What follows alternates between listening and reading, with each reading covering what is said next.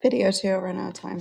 Um, so I don't know where I got cut off exactly. I haven't looked up my video. And I don't even look at all of them. But if they can wear what they want, as long as it's not, as long as their heart isn't to stump, like cause people to stumble or to get attention. And I very well know that that was not the heart stance of my girls.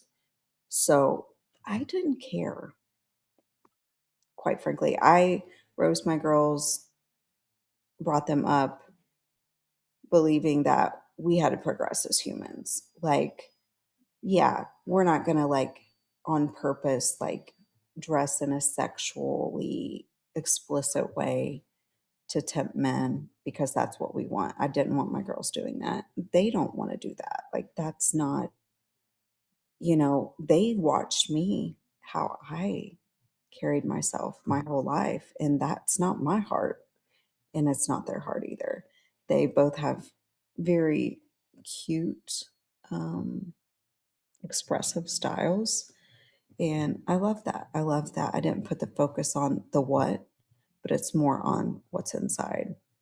Um, and just to teach them to have a thought process because like if someone shows that they're uncomfortable in something you're wearing, sometimes their dad would say stuff or their grandpa or other people like my mom and stuff. And then you just possibly knowing that moving forward, you wouldn't maybe dress a certain type of way in front of those people in certain situations out of respect for them and love for them. However, this is the challenge. When you have, as a human, think about it from their perspective. When you require people, that's why you really have to do a lot of soul searching because when you require people to show up in your life in a way that is not their actual um, fully vulnerable ground level nature, like then they're going to be showing up with masks, you know, like they're going to be performing. And if you want people in your life that perform for you, like those relationships aren't going to be as fruitful. They're just not going to be two ways. Like they're going to be, I mean, I haven't given this a lot of thought before this video. I'm kind of just walking through these thoughts. It's like on this video, which is crazy. For some reason, it's so nice to talk in a video to yourself. I think I can naturally figure things out when I express when words come out of my mouth. So it does help me to learn and to ponder life and the way things are. But I just I want everyone to feel comfortable around me. That's my goal. Like I don't want to cause anyone to feel shame or to question who they are. And that's love.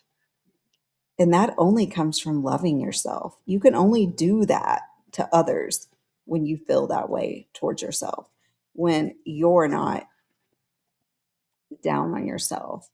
Um, you know, my daughters could have, from those statements about their shorts, could have, really, what's the word I'm looking for? Really took that burden on, could have really questioned their motives, could have really felt negatively, and been like, well, maybe I am trying to do that. That's literally an open door for the enemy to start doing his work in your mind when you take an innocent person, especially because we're all levels of innocent. Like, we're all levels of unaware. And I think God calls us to come to him as little children, right?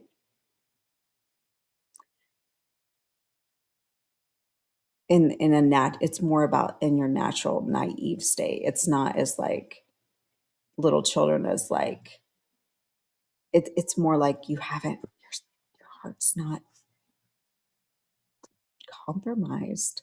Your spirit's not compromised when you're a child. You're living free, you're loving life, you're enjoying the journey, you're experiencing new things, you're exploring, you're just you're I don't know. I probably didn't get to be a child long enough to really understand that in the full capacity that God talks about it in his word to come to him as a little child. And there's great consequences for those who